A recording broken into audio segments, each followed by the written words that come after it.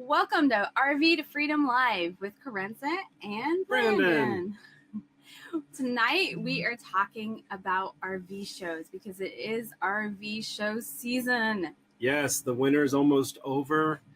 The parks are going to thaw and everybody's going to start camping again. Yeah. This is the time everybody starts dreaming about what RVs they can get for this year. Yeah, trading in their old, getting the new. There's just, it's exciting time. And for full-timers, it's like, oh no, the parks are about to get full again. Hi, Cheryl. Nice to see you here. And we have a few other people joining us too, so that's great. Are you guys, are you looking for RVs? Are you planning on attending a show this season? Love to know, and maybe what show you're going to be at too, if you want to share. But we went to a lot of shows before we bought our RV, trying to get out there and just see what was available. And we've even attended shows after we had our RV. Yep, and we've even spoke at shows, and we still go to shows all the time. It can still be fun just to kind of look around, see what's new. See what's new, see what they're doing now, see what tricks they're trying to pull on us that we're going to talk a little bit about tonight. And just, it's fun to dream. Even when you have an RV, it's fun to go and dream about the next one you're going to have and what features you're going to get next time. And, it's just like, looking for a new car, looking at new houses. I mean, people that own homes still watch home shows all the time. Right. Just want to say hi to Kathy and John. We got Kim's here. She said here. peekaboo. Yeah. And Cheryl said she is going to a show on Thursday. So perfect timing, right? Yeah, definitely. It was great for you. I hope you have fun and find a lot of stuff. So we wanted to kind of go over to the different types of shows because, let's see, and really a lot of stuff. We wanted to go over navigating RV shows without losing your mind because they can be a bit overwhelming. And there's a lot of stuff going on when you go to the show. There's a lot of RVs and a lot of pitches coming at you from different products. And it's like, how do you keep focused and then go home and remember it all? Yes, exactly. That's the hardest part because every RV seems unique and special. And then you get home and like, they're all kind of brown inside. Which interior is this? Which exterior was that? Which ones go together? So we've got some tricks for you here. Yeah. Oh, made reservations for Hershey, and so that's an exciting one. We did get to go to that one year. It's pretty big. Should we jump to the next topic? Yeah. So what we're going to talk about. See if that helps us. Can you see us now? We should be better. Moving again. Woo, woo. Yeah, it's a cold front in Arizona. We froze ourselves in 90 degrees today. Right. All right, I fixed it. I tried to bump up the resolution today to make it a little more clear, but apparently Verizon hotspots can't quite handle that yet. Yeah, I mean, that's the thing with being a nomad. We're working off of a cellular signal. Yeah. So it's not like we have a Wi-Fi that's fast. Right. Awesome. All right, we should be back in normal and smooth now. So yeah, there's one dealer show. So like Lazy Days or La Mesa RV, they're big dealers and they have multiple dealers around the country. Mm-hmm. So sometimes they'll put on a show and maybe they'll bring in some RVs from a different location. Like they have, I know, I can't remember which one did it in Phoenix that we were at. Yeah, they'll bring them over from Tucson and from their other locations nearby. And even from sometimes like La Mesa will bring them from San Diego because Phoenix is near enough that they do that. But it's still one dealer. It's not like you're getting a competition from another dealer. Right. So the incentive for them to sell to you and the competition that you may think you're getting because you're at a show, it's not really there because they're going to cut you the same deal they'll cut you on the lot. Yeah. Yeah. Yeah, they will. Now, the other thing you'll find, so that's a one dealer show where one dealer puts on the show by themselves. The other thing you'll find is a local dealer show. So it's just like sort of like a small regional show, but it might be a handful of dealers in one area that band together to put on an RV show. Or someone else is putting it on, but they're just bringing in the local dealers, of course. That happens often. Somebody will run the show and then they bring in the local dealers. Yes, you might have 3 or 4 or 5, local dealers, but they're just bringing whatever inventory they have around. So, sometimes sometimes we work with some other manufacturers and people get upset. They're like, why weren't you at this show? And it's like, they don't come They to don't the have show. control over that. Right. It's not the manufacturer showing up, it's a dealer, and it's whatever the dealer decides to bring. So it's whatever they're trying to move. Right. And you have a little bit more competition because there are more dealers there, but most of them are local or at least regional, so they can take their stock back very easily. It's not as big of a competition. It's not as big of a problem for them to get it back to the lot. Yeah, and a lot of times they might like to use the line on you that, well, if you buy it here, then we don't have to take it back to the dealership, so we'll make you a better deal. But because they're close by, they're going to take it back to the dealership anyway for the pre-delivery inspection. So it's going back to the dealer one way or the other. So, you know, that's kind of how most RV shows that you find are, especially ones that are in the small local convention centers. Now, when you get to the big regional shows, then things start to get a little different. So some of the biggest shows that you may or may not have heard about before are Hershey, where Louisiana was going there already. And that's a big regional show. It's like the one biggest in the U.S. for consumer level. And Pomona, California, which happened recently, and Tampa, Florida, which also happened recently. And Hershey is in September. Yeah. So it's not actually on the same schedule as most other shows. Yeah. It's more about the kind of regional shows, like local regional shows that are happening now. But those big ones, sometimes the manufacturers actually do show there because they're kind of showing what's new and what's out there. And you have dealers in there too. Sometimes it's like, and this happens with local shows too, where the dealer's there, but there's a representative from a manufacturer there. Right. And also because there's such a big show and there's such a big draw, you're going to have people, dealers from many states away bringing RVs there. And so then you really do have that idea of, they don't want to drive these things home because it costs them so much in gas. So if they can cut a deal on the floor and sell it to you there, then it really is a better deal for them. Right. But that being said, they also bring their best salespeople to the big shows because, you know, that's what they do, and they get commissions and they can turn RVs. So, you know, you'll be fine. Yeah. You'll make a deal and you'll be happy with it and you'll get on the road. Right. So that's the three major types of shows that you'll see, and you can get a deal at any of them if you really work at it. You can also just a lot of time use it as reconnaissance for looking at different plans, different types of RVs, pricing. I mean, you'll see that everything's marked down when you're there. It's like going to a mall nowadays. Every single store has a sale every day you go. Yeah. And when you go to the RV show, everyone has a show special. And if you start to do the math, every show special is right around 30%. So you can pretty much take whatever the list price is, knock 30% off of it, and that's where you start. Right. You know, don't get excited by all those flashy show special signs. Wow, that's hard to say. Show special signs. Yeah. Just keep that in mind and put that in your back pocket. Take a picture, write down the price. And then months later, if that's the RV you decide you want, have that. Know that's what they were offering it for. Yeah, because they'll cut you the same deal on the lot. If they've still got that RV there, then it's been sitting there too long as far as they're concerned. And they have no emotional connection. It's just money in, money out. If they paid X amount of dollars and you're going to pay them a little bit of profit, and that's enough to satisfy what they need, they'll make the deal. Right. You know, there's no like, oh, you lowballed me, so I hate you and I'm never going to deal with you. They don't care. They're used to it.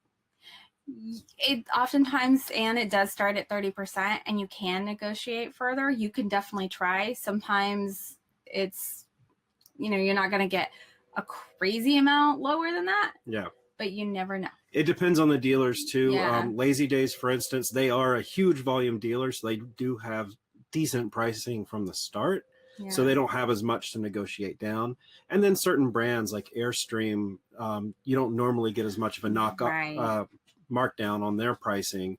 And some of the smaller niche brands, you may not get as much of a markdown on their pricing. But the vast majority of all the motorhomes and travel trailers and fifth wheels, you'll see it. You'll start looking at the stickers. You'll see every one of them is right about 30% where they start. Yeah. So definitely look into that. And if you're looking for a used RV, or think that's what you want to buy because you're just starting out, it can still be helpful to go to the RV show just because you can look at layouts and you can look at, if you're still deciding on the type of RV, if you want a motorhome or a trailer type, it can be helpful just to go look at them. And so you're not going there with the purpose of finding the exact one you want, but you're just trying to see, does this have the type of features I want? So that, I mean, like we bought used both times, but we still went to the RV shows to kind of look, because most of the time they're going to have new stuff, except if it's a one dealer show, they do sometimes have their used stock there because they're just selling everything. But yeah, being able to walk in and out of many RVs all in one day, it's super nice. And the nice thing about the RV shows is they're used to tire kickers, you know, people that just come to the shows just for something to do. So there's really not like a salesperson following you around and trying to convince you you need this. They're pretty much just open. You just kind of wander in and out. Now, if you start to linger for a while and you sit on the couches and you seem like you're interested, then yeah, someone might come by. But again, there's very little high pressure sales tactics at RV shows. Which, yeah, it does make it nice because yes, you can go to the lot, and we do recommend that too when you are looking, because you want to see everything in one spot without having to go around to a bunch of places. It's nice to go there, and yeah, having that low pressure environment means you can just go see a bunch of different things, different RVs, and without having to ride in someone's golf cart or you know, have someone follow you around and unlock everything, because you just walk in and out as you need. All right, so now we know the types of shows. Let's get into some of the tips that we have to help you navigate this. So one of them is planning your time. When you're going to an RV show and you are looking to buy an RV, treat it as your job. Don't get distracted by the things that you're really not there looking for. So if you're... It's just that they can take, and a big RV show can take all day. It can take multiple days even. For like the Hershey show and the Pomona show, if you're really shopping hard, it could take you multiple days. And it's easy to come in a show and just be like, ooh, look at that. Ooh, look at that. And then you know, like we'll end up getting distracted in the $1 million RVs looking at, you know, all the features and other, you know, then we'll get distracted looking at the expedition trailers. But, you know, we need to focus on what we're there for so that we don't run out of time. Okay. All right. So you just want to make sure you're not trying to plan a bunch of stuff into your day that you might not have time for. You're like, oh, I'll just go stop by the RV show and that'll take, an hour or two. And then we can go out and have lunch and we're going to go see a movie and we bought the movie tickets, because you might find that you're there for quite a while. Yeah. Now, if it's a very small show or like a one dealer show, you might be able to run through it. But then again, who knows? You might find the one that you want and you start negotiating, you know, that you need to give yourself time. Just make sure that you're planning the time to actually go through everything and sit in it, you know, and hang out in it. And give yourself time. If you find a layout that you like, give yourself time to sit in the RV and pretend to make something. Well, I know, I'm just okay.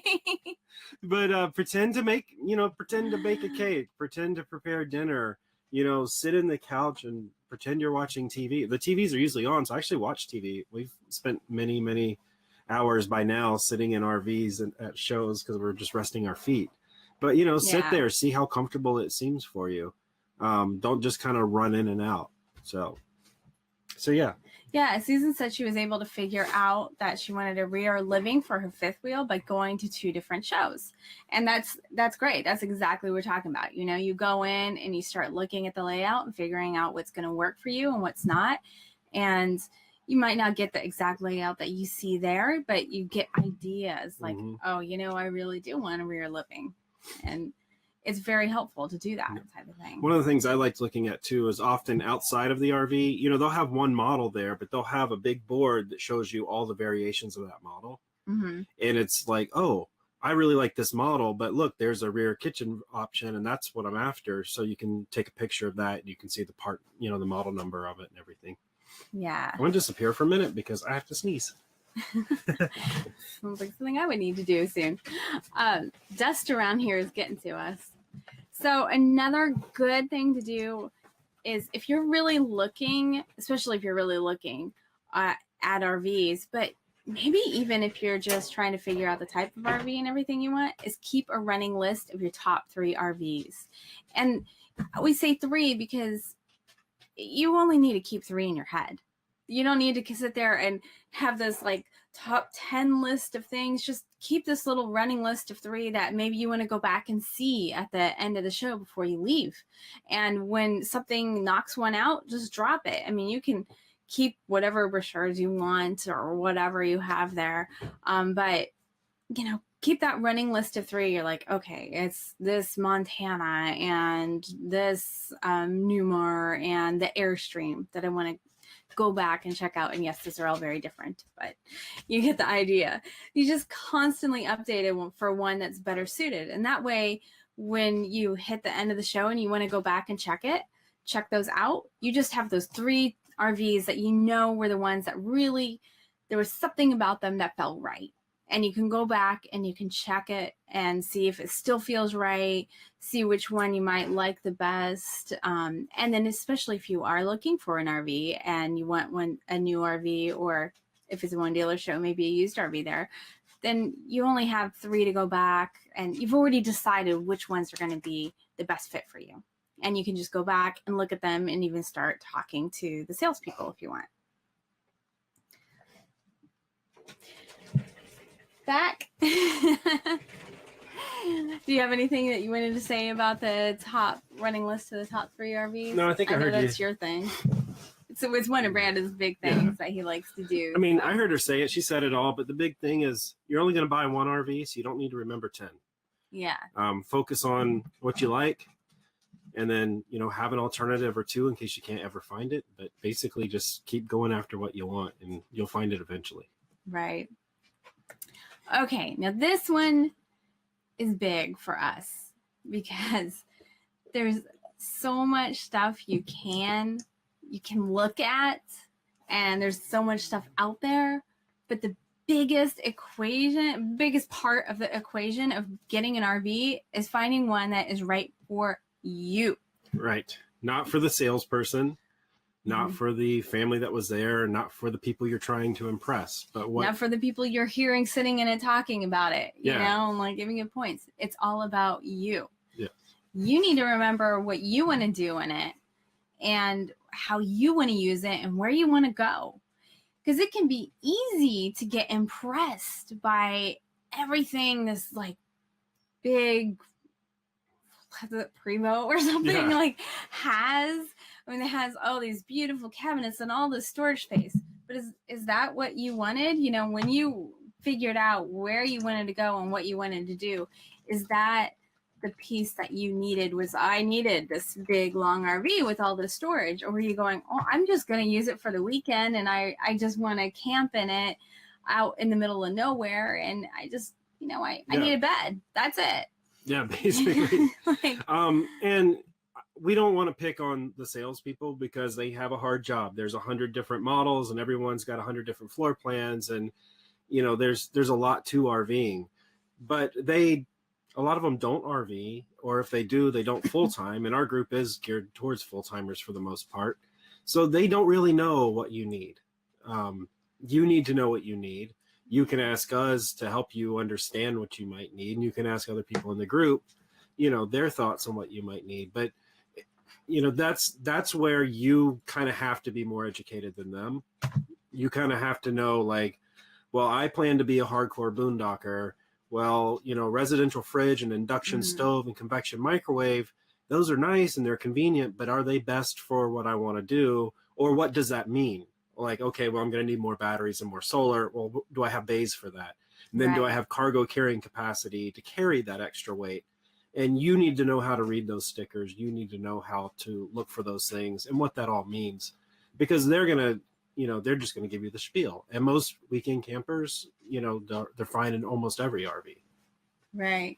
I think Jonathan just sent a heart across the screen. I see a heart there. Because it's right, isn't it? It's all about what you need, and you need to know that going into it, because it's so easy to be just like, oh, this is beautiful. Yeah. Like, oh my gosh, I have never seen this in RV, but now I need it, you know, or it looks like a house, but it's not a house. Right. So you need to think about what it is that you need in an RV and not in a house. And that brings me to a point that we like to say a lot is comfort versus mobility. You know, you may have done your planning that I want to see every national park. I want to hit every state. You know, I'm going to travel every week, you know, a couple 100 miles. Then you're going to be fairly mobile. And in order to be more comfortable being more mobile, smaller might be better. Now, if you're going to do longer stays places, then bigger might be better. But whatever you buy, you're going to have to drive it around. You're going to have to move it through cities. You're going to have to back it into spots. So don't let your goals keep growing on you, because to be perfectly honest, we did that. We started with a pop-up trailer, and then we thought we're going to go full-time, and we just kind of had that feature creep, and we kept adding and adding and adding, and we ended up with an RV that just didn't fit what we actually wanted to do. It was a great RV, and it's great for a different type of person than we were.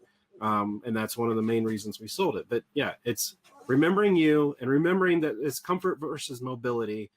And you will be surprised how much you can become comfortable with, you know. Yeah. We've got people out here in the desert with us right now that are living in a casita, which is a tiny little thing. And, you know, 4 years ago, I could never do that. Now it's like, oh, it's got a bed, it's got a bathroom. That's good enough, right? I can cook. That's all I really need. So anyway, just keep that in mind. Really stay true to what you're after.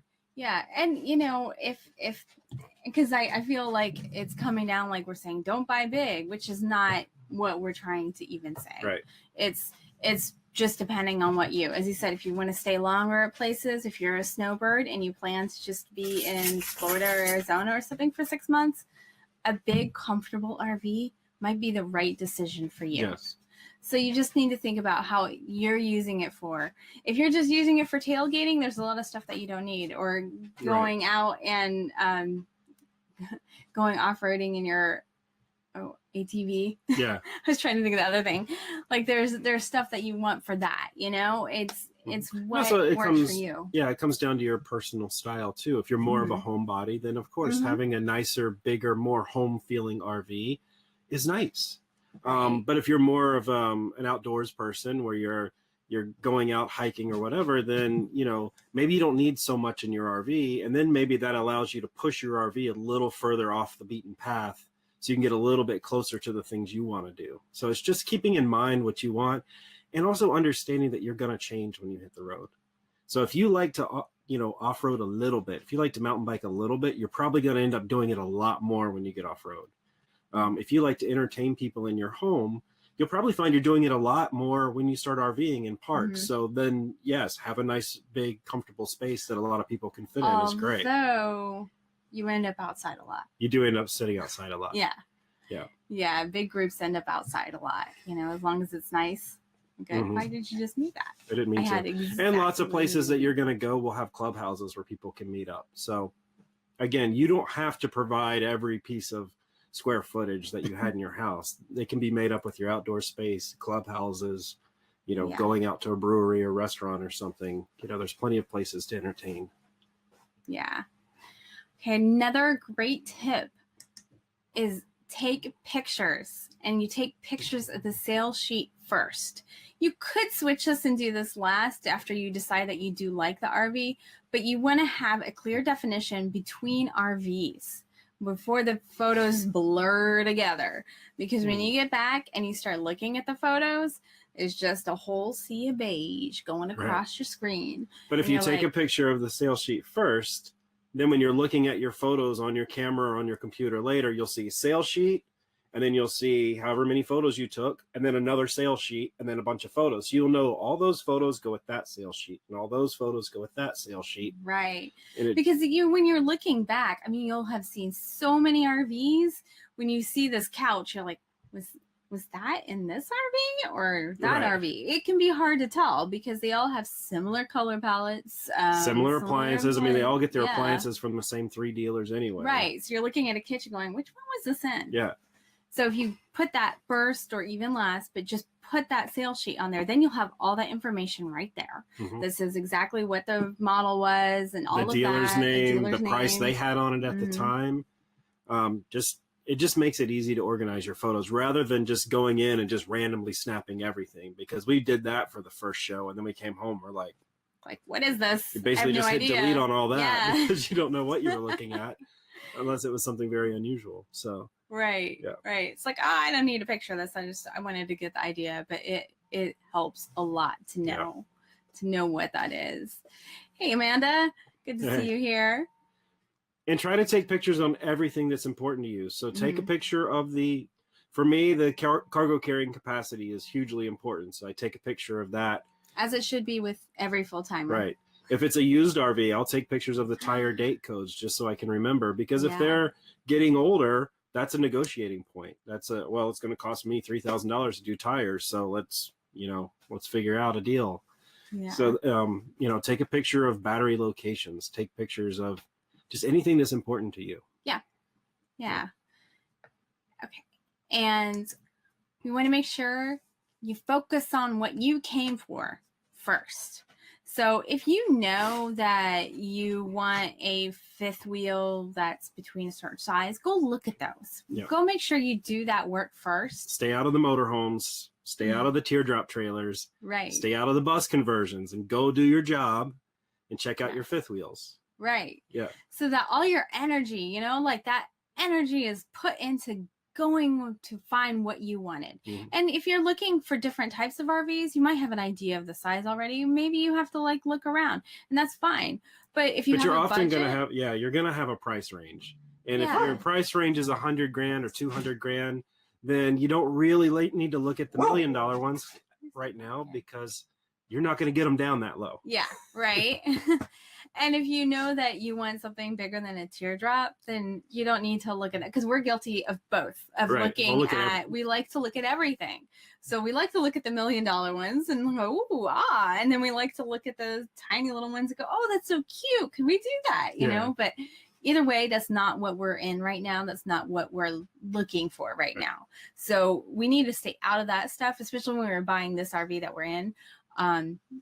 We needed to stay away from those and, reward ourselves after doing our jobs and looking at all the rest of the stuff. Then we get to go play. Yeah. At the end of the day, when your feet are tired and you're done with what you needed to look at, go find yourself a nice, comfortable RV and go in and just sit down and watch TV. When the salesman comes in and be like, oh yeah, we're just checking it out, and we've done that many times. Towards the end of the day at an RV show, you'll find us on a couch inside an RV somewhere. Right.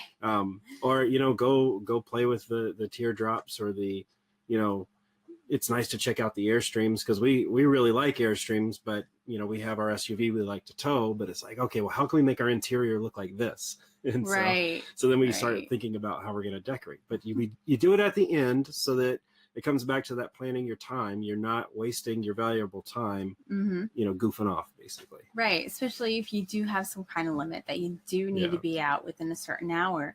You want to make sure to see what you needed to see.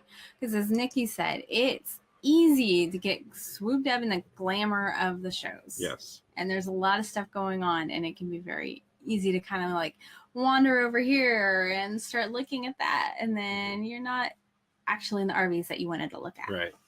If you're going to have fun, whatever. Exactly. Have fun. But the other thing is, most RVers are a lot less judgmental than, people you might be used to in house life. I don't care what you have. If you can start looking at these fancy RVs and then all of a sudden start to feel self-conscious about the thing you were looking for because it's not as nice as this other thing. It doesn't matter. Are you an RVer? Cool. I'm an RVer too. Let's go be RVers and have fun.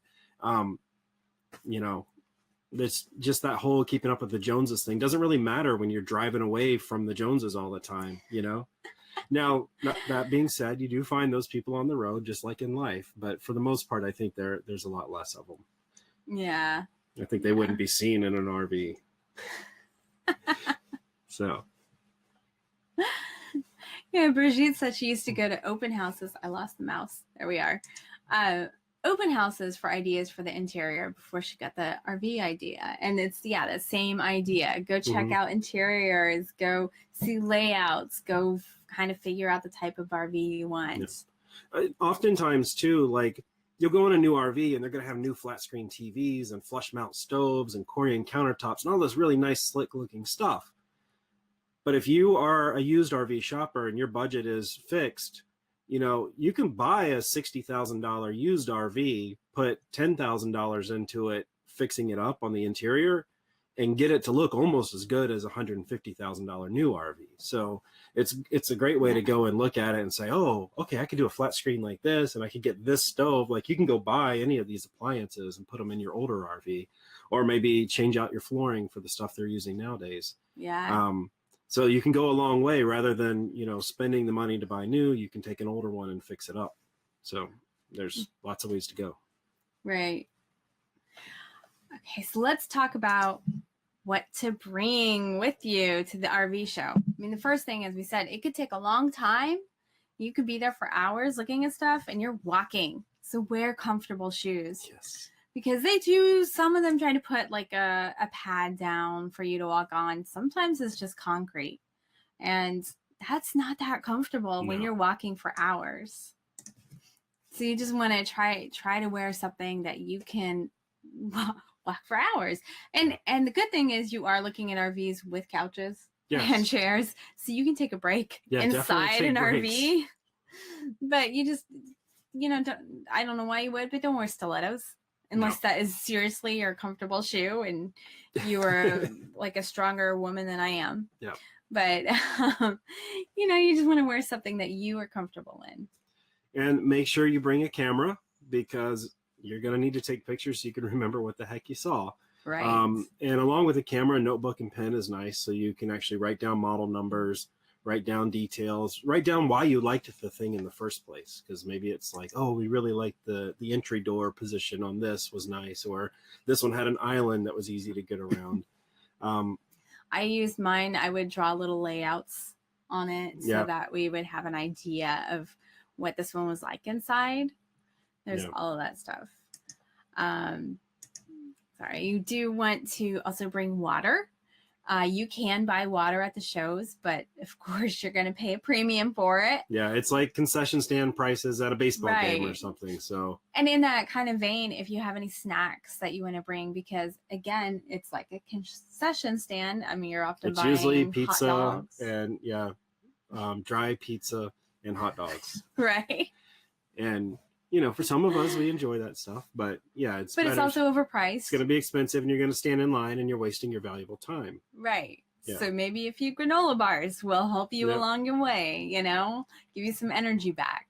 So just go ahead and carry that stuff with you. Have it ready, And bring a bag to carry the brochures in. A lot of times they do provide plastic bags, usually from Good Sam or somebody. But having a nicer bag with a shoulder strap to carry brochures in is helpful. But also remember, you do not have to pick up every single piece of paper that they lay out for you, because those things are going to get crazy heavy by the end of the show. And almost every single piece of that information is online. Right. One, if you're not interested in the RV, don't pick it up. Yeah. Like there's no reason to carry that. And then if you are, like you said, a lot of it is online. Yeah. So I would only take the ones that there's something that I really just want to go back and be able to open quickly and want to look at and study. If there's things you want to remember to look up online later, take a picture of the brochure.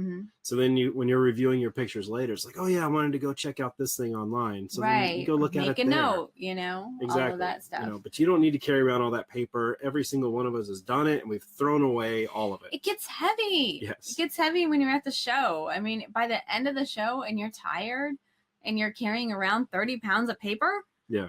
It's not fun. Exactly. So I would just avoid that if you can. And then just bring an open and happy attitude. Yeah. Because it's going to make life so much better when you're going into all these RVs. You just got to know there's going to be a lot of people there. Yeah. So there's going to be kids running around blowing the horns. Yeah. That's what they do. And there will be people in your way and they won't get out of your way and they're just browsing and you're shopping. But you'll be fine, and you just have fun with it. These are recreational vehicles, right? Right. So be ready to have fun with it. Yeah, you want to have fun with it. Go in with a good attitude. Just, go into every RV like, okay, what does this one have? What do I like about it? Maybe you find some things that maybe you don't enjoy about it. But hey, just give it an open look and just kind of make it a game. Make it fun. Have fun with it. Take breaks as needed. Like find the best RV to take breaks in. Yeah. Who has the most comfortable couch that I need to sit Exactly. on?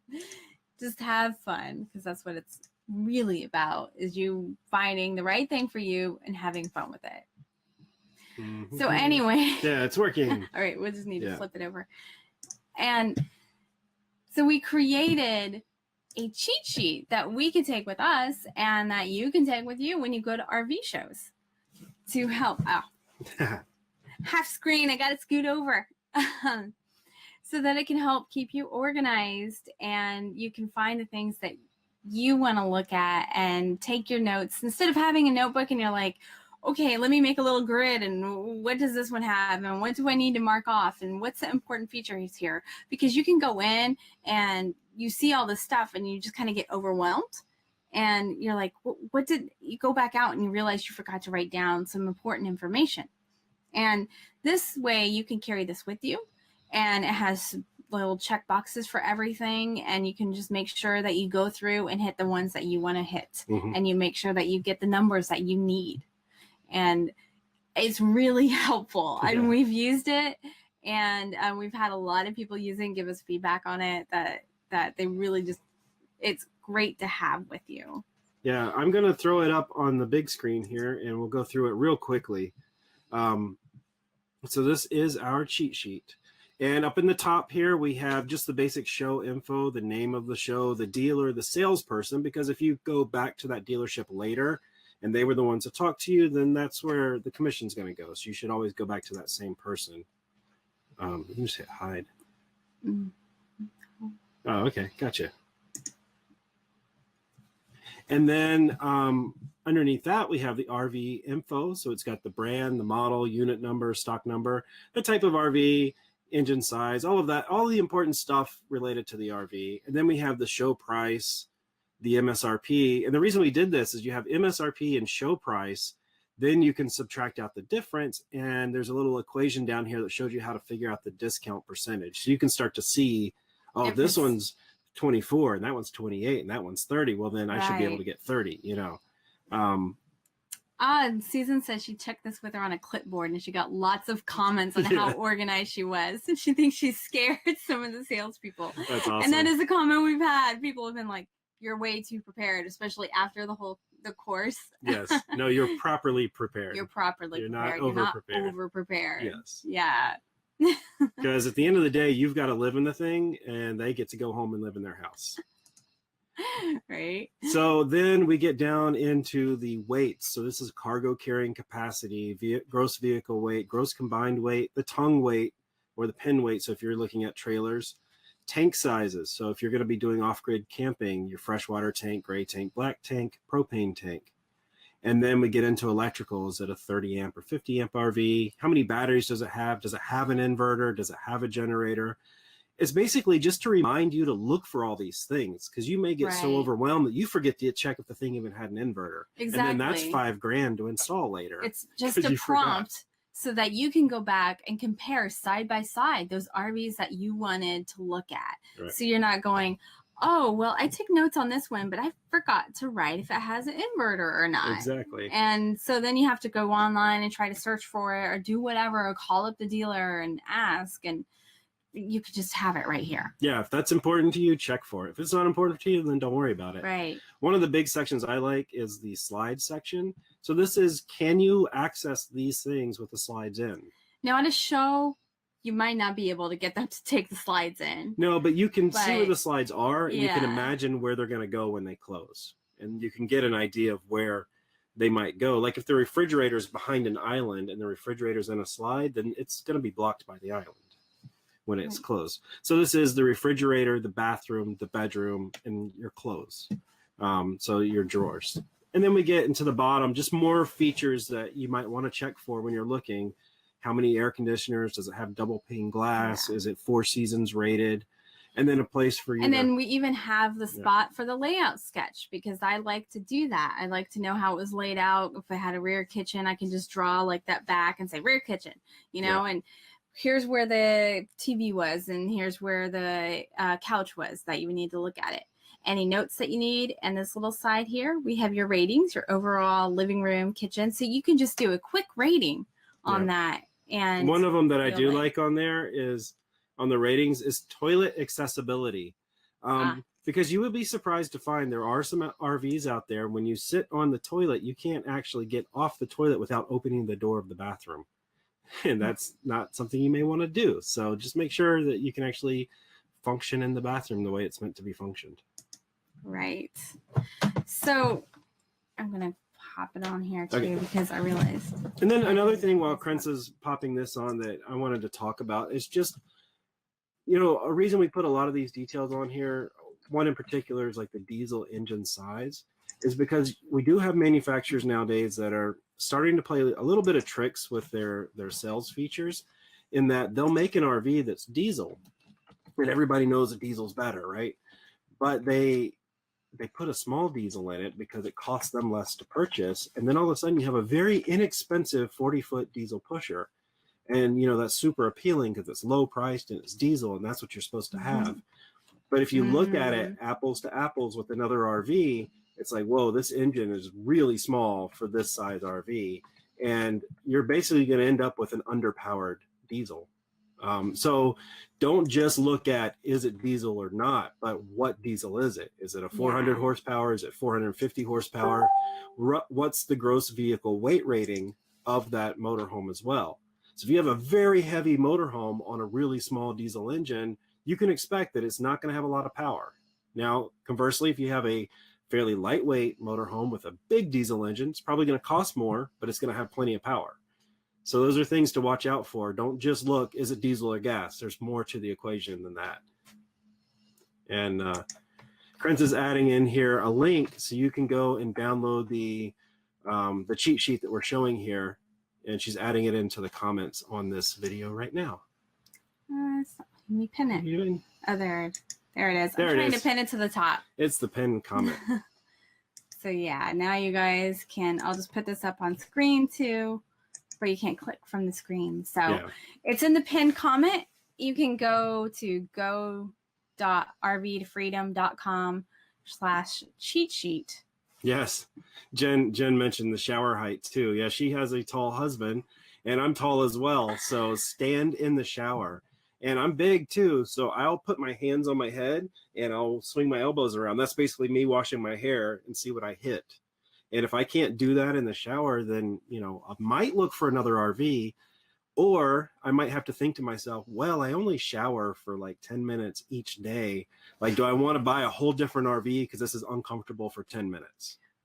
Or how uncomfortable is it for you? You know, exactly. Is it really like you can't move at all? Then it's not really worth it. Or the water is down here. That doesn't happen to me. No, yours is usually way up here, and it just sprays past you. Or it sprays in my face right now.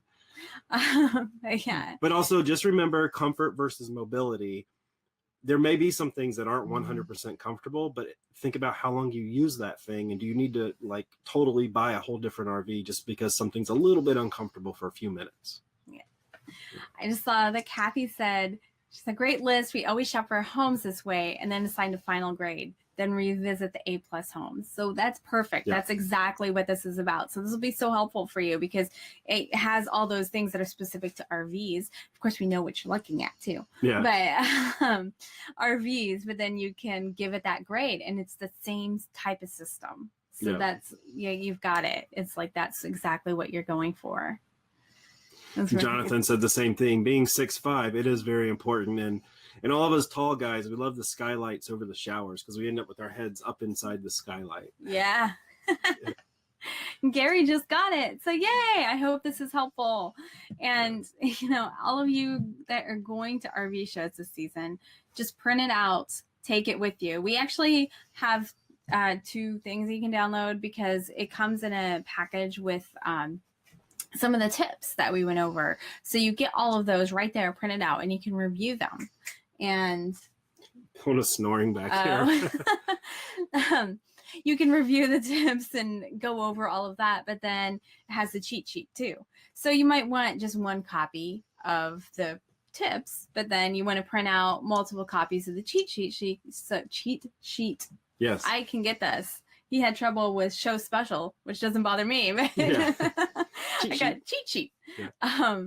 But yeah, so that you can just keep your RVs organized. And, you know, you write down what it is and everything, and those pictures that you took will all make sense with the cheat sheet. Exactly.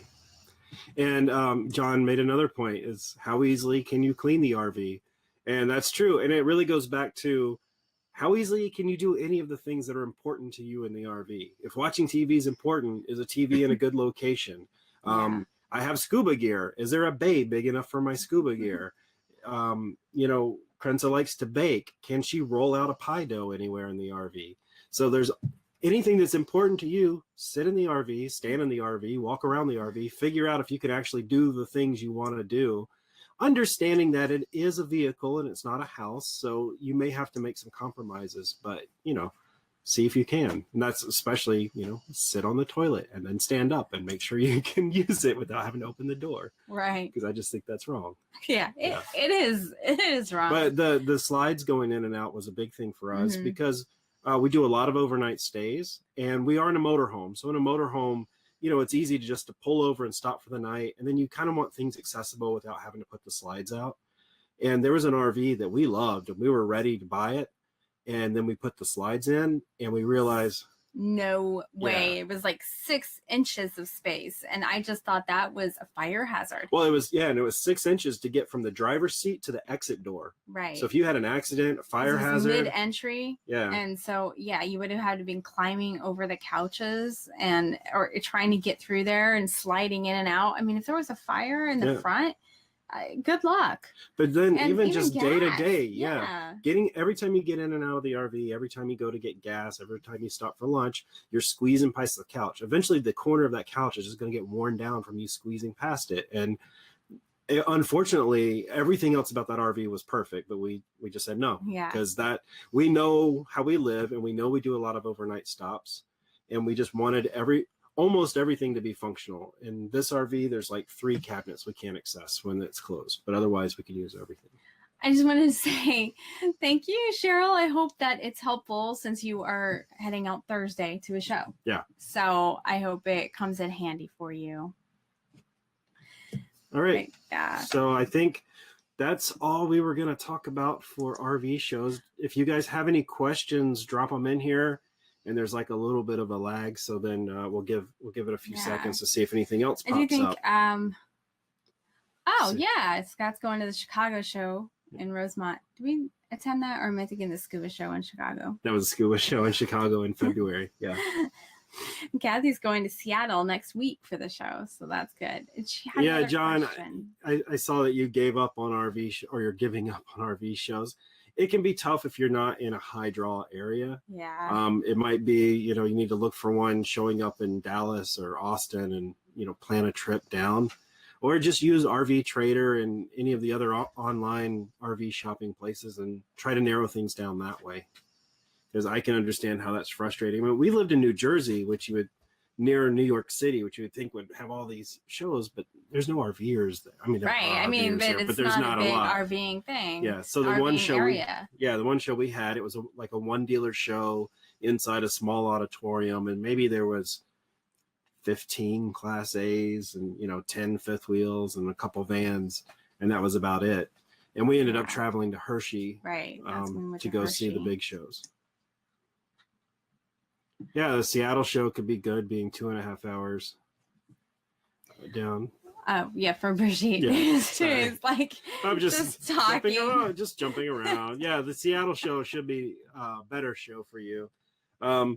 Even being a U.S. show, you might see more U.S. RVs, because there's certain RVs sold in Canada that aren't sold in the U.S. because they didn't want to do the DOT requirements or go through the process yet. And they do have a lot of stuff at RV shows. It depends on the RV show you are, if they have furniture and upgrade stuff. Like the biggest shows will have that. The big ones will. And like the one that was attached to the FMCA convention, they actually had some furniture there. But the one we were able to attend last was in Indiana, and so it was an Indiana company that had the furniture there. Right. It was AstroTurf. Most of the time, you're going to have like flag poles, camping chairs, just general accessories for RVing. There's usually always somebody there selling Tupperware, and some solar panels. And you'll have some weird gadgets where it's like, people are just trying to push some weird little thing. Kitchen craft knives are always everywhere, always there. But as far as like actual RV furniture, like, maybe at the Hershey show, maybe at the Tampa show, it really depends on the draw. And if they feel like it, a lot of times they're more concerned to sell to dealers because then the dealers will buy the furniture and install it. So it used to be the RVIA show, which is the industry show you could go to. Say something about but that. It doesn't. One. They're not doing it anymore. They're not doing that anymore. Plus, it's not a consumer show. What they're looking at doing is to maybe make a show that's more like an auto show that you would go to as a consumer and see what's new and out there. So we'll see how that shapes up, because they haven't made any formal announcements of that they're doing the show. It's just kind of been put out there as this might be what they're going to do. So that could be interesting, because you'll see consumers will get a chance to see what's new, because the RVIA show used to just be for dealers, and that's where they would write orders. But that's kind of changed. Now they just kind of write it, and they just go in person to Indiana. Well, there's an open house, an Elkhart open house that they do it at instead. So if they do this type of consumer show, it could be interesting, but it will still be like in one spot. It's not going to be like the local auto show, which goes to regions and then they have different ones. Even local auto shows, they bring in the local dealers to show off a lot of the current models. It's just the new stuff. Yeah, the Leaf Guard people are always there, right, Susan? Yes. Always. And if you need to buy a hot tub, that's exactly where I was trying to go. And windows for your hot house. Tub. They're always selling house stuff, because I guess you're not working for people have full-timers. houses. People have houses. We're always like, we just have people the RV. in fiberglass houses shouldn't throw stones. There's always hot tubs, Leaf Guard, and windows at it. And Ann had a comment about classes available. A lot of RV shows there are seminars, so there'll be seminars about all different topics related to RVing, so it can be a good place to go learn some more. That's what we've talked. We RV do shows some. for that reason. We'll be doing some more this year. And also, if you're looking for a class, you can go to roadmap-to-fulltimerving.com, and you can get on the wait list for our class. So we teach a class where we teach you how to go from living in a house or an apartment to getting on the road in an RV, and kind of everything you need to know in one spot. Yeah. So having to go attend a bunch of different RV shows and learn little bits. Or watch hundreds and hundreds of YouTube videos and figure out which ones are telling you the right way or the weird way. I saw Cheryl said it's a shame because RVing was big in that area when she was a kid, like in our area in Jersey and New York. And we did a lot of it, but there weren't a lot of shows there. So, there's a comment. How come I wasn't there the other day when I needed it? So that's just back to our course real quick, just to plug us because I can. Roadmap to Full-Time RVing. We launch it quarterly with the students. So we go through it with you. So we're teaching it with you. Thanks, and right now we're right in the middle of the I'm course. Show her comment. If I can find the mouse. Yeah. Susan's in the course right now. We're right in the middle of it. And in about 4 weeks, this course will wrap up and we'll start launching the next section for everybody that's ready to hit the road this year. So if you're looking for classes, really keep us in mind. Yeah. But there are lots of good things at the seminars, lots of good speakers. Oh, thank you, John. Yeah. You guys are so nice. Nice. There's lots of great speakers talking on every subject. There's usually a full-timing speaker. There's usually camping speakers. There's usually maintenance or some sort of repair or weighing. Susan's comment's too tall for me. I should be on that side. Yeah. Susan. I was going to come back because I kept trying to get back to Kathy asked about Tucson and recommendations for dealers. Really, when you're looking for an RV, I say go to everyone. Yeah, because they'll all have different things. Yeah, and you don't know where you'll find it because there's lazy days down there, and that's that's big, and they're going to have a lot of stuff. And look ahead of time at what they have, and look at what they have in stores nearby, even in Phoenix and stuff, because they might even take something down there for you if you are very serious about it and you want to see it. But there's sometimes these little dealers that just have a few things. Sometimes there's car dealerships that have a few, but some small dealers, you might be able to get a better deal. Right. So, I just would caution a little bit on the real small dealers that a lot of times they buy things real cheap on an auction, and they're usually at an auction for some reason, like they've had water damage or something, and they throw some paint on it real quick and try to make it look good and resell it. And that's usually why the big dealers like Lazy Days they'll just, if they take your busted RV on trade, they'll just throw it to an auction and let someone else buy it. But Lazy Days is a great one to start with. And then, like Krenza said, hit everybody else, because you don't know what you're going to find. I mean, I definitely hit Lazy Days just because they're going to have a big selection. And if you can get to one, I'd go there because you're just going to be able to see a lot in one spot. But then I would look at the other ones and kind of prioritize them. And we actually did try to buy from Lazy Days. And what we found with Lazy Days is they are truly a volume dealer. They do buy a ton of units, and they do set their prices kind of low. And because of that, there's not as much room for negotiation as you think there would be. And that's kind of where we hit a roadblock. It was like, we were expecting to push them a little bit harder than they wanted to be pushed, and that just didn't work out for us. So some of those big volume dealers, they really do have pretty decent prices, but there's always some room to negotiate, especially if you have a trade-in.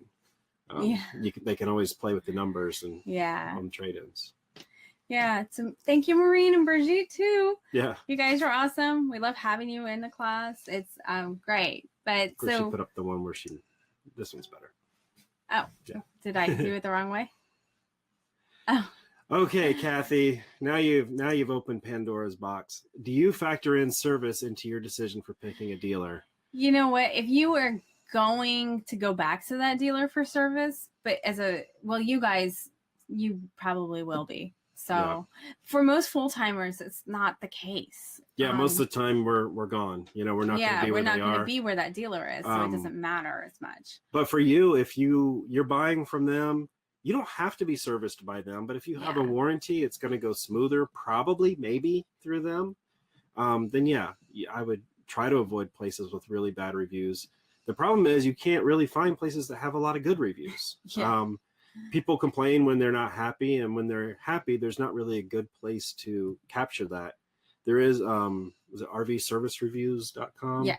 RVservicereviews.com is the only website we know of that people can go and put reviews of service places. But service in the RV industry is a real sore spot. It's they've really dropped the ball there across the board. Everybody picks on Camping World because Camping World's huge and they've got their big name on top of all these dealers, but they're almost universally bad. And I hate to say that because it's kind of scary, but as a full-timer, it really helps to get handy real fast. And the great thing is there's tons of great resources on YouTube for how to fix anything that breaks in your RV. There's groups like ours. There's forums like on IRV2 where you can ask questions and people can help troubleshoot. Once you meet other RVers, you'll have friends that can help you. Anytime we get together, we're all helping each other. And it basically comes down to anything that we can physically lift ourselves, we repair ourselves. And it's mainly because of the time. Most service departments, they want you to bring it back, or they want to hold it for a couple of weeks. Right, they want to hold it usually. And you're lucky if it's a couple of weeks too. Not months. It might work out well for you guys because you could do it when it's off season for you, and they can take it and do any repairs or whatever warranty work that's going on, because it's a lot of it's warranty work. Is that why you'd be going back to that same dealership? Unfortunately, it's not like the car industry where like we have a Nissan SUV and it's under warranty. If I have an issue, I can call Nissan. I can probably get an appointment the next day or two. I can drop it off. I'll probably get it back the same day and it'll be fixed.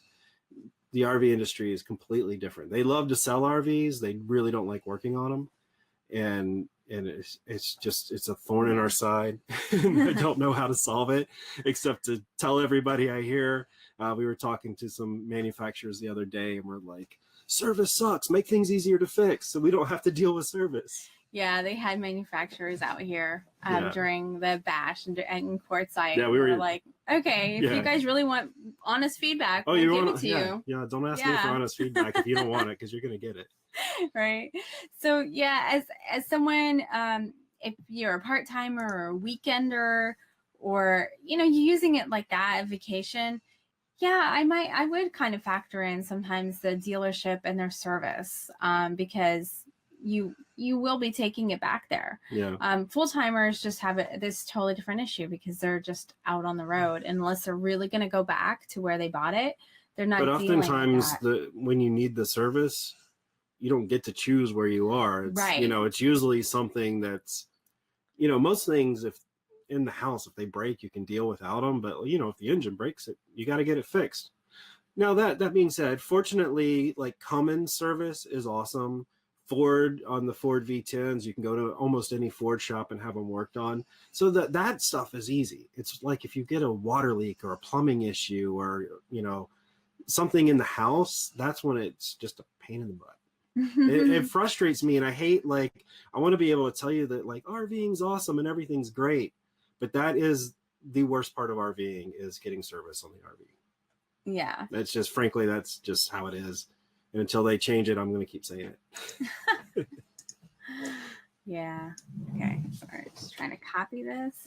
All right, guys. I see there were a couple more people there.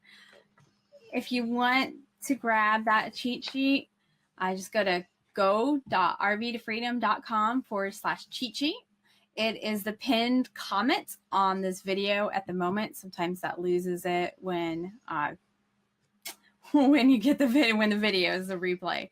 But grab that, go to the shows, keep organized, take your camera, take those notes on this cheat sheet. It will help keep you organized and help you not lose your mind at these shows. Yeah. Because it can be overwhelming, and then you get home and go, I don't even know what I saw. Yeah. I have no idea. And Terry said, yes, nothing breaks in the driveway. And also, nothing seems to be reproducible when the service department has it. It's always like, oh, I got a weird noise. Well, we didn't hear it. And then you drive it away and well, that's the noise. Why didn't you hear that? Oh, yeah, service. But, everything in RVs is fairly easy to deal with. It was all put together by people. It can all be fixed by people. And there's lots of mobile mechanics. There's lots of handymen that can come help you out if you're not handy. And if you are a little bit handy, you're going to get a whole lot more handy because it's RV and life. All of you can be handy. Yes. I know it. He was pretty handy. I was handy at some things, but we've gotten a lot better and we've learned a lot, And if the thing's already broken, try to fix it. I mean, what are you going to do? Make it more broken and then take it to the shop. But you can do it. You can get handy. You can stay organized and not lose your mind at a RV shop. Yes. And I know you guys will find the right RV for you. And just remember, you. It's all about you. Not me, not your neighbor, not the people you work with, not the salesperson, not the person sitting in the RV. It's like, I can never live in this thing, whatever. Then don't. I'll buy it and I'll live in it. Yeah. Thanks for showing up, guys. We love spending this time with you. I'm so happy to see some regular faces here. It's pretty awesome. I love you guys. You're great. So come back next week and we'll have a new episode for you. And grab your cheat sheet, go out, look at some RV shows, and let us know what you find. Let us know how the cheat sheet helped you too. Yeah. But sure. Report back into the group. Say, this show was awesome. It had a lot of stuff. This one's a dud. Don't go next year. Or even don't go tomorrow. You're talking about our show. You're talking about RV shows. RV shows. That live show was a dud. Don't watch that thing. No. Right. If you go to the on Thursday, Cheryl, and you're like, you should check out this stuff over here, but skip this other stuff. Yeah. Come in and tell us. Well, I think Kevin Cook, he commented on this show that, he went out of his way to the Quartzsite show and was pretty disappointed. but he went to the Pomona show and had a good experience. And that's the kind of things we share with each other, and that way we can all hopefully find where we need to be. Very different shows. Yes. Yeah, because the Pomona show is a big regional show. A lot of stuff. And the Quartzsite show is kind of... Well, it caters to people that already live in RVs. If you're looking for a job on the road, like a work camping job, there's lots of booths for that and gadgets for people on the road, but there's not a lot of RVs, or the RVs that are there are just kind of weird, you know? Quartzsite's interesting. There's a lot of little satellite offices for bigger RV dealers, but it's just kind of like around town. And then one rents all the space right next to it. Yeah. But, yeah. All right, guys. Well, we will see you next week, and have fun out there. Yeah, have a great week. We'll see you in the group. And for a lot of you, it's going to start getting warmer again soon, I promise. Yeah. This is why they're bringing out the RVs now. Just so you can think of spring. Right. Think of spring. It's probably going to make them upset to think that we're trying to figure out where to go that's not going to be 90 degrees next week. Why did you bring it up? I don't know. But all right, we'll see you guys. Bye, guys. We hope you enjoyed this replay of our Facebook Live show. Join our Facebook community to participate in the live shows and learn how to live in an RV. Go to rvtofreedomgroup.com to join the RV to Freedom Facebook group. And to be notified about our next live videos and more, sign up with the link provided below in the video description. We want to help you find your RV to freedom.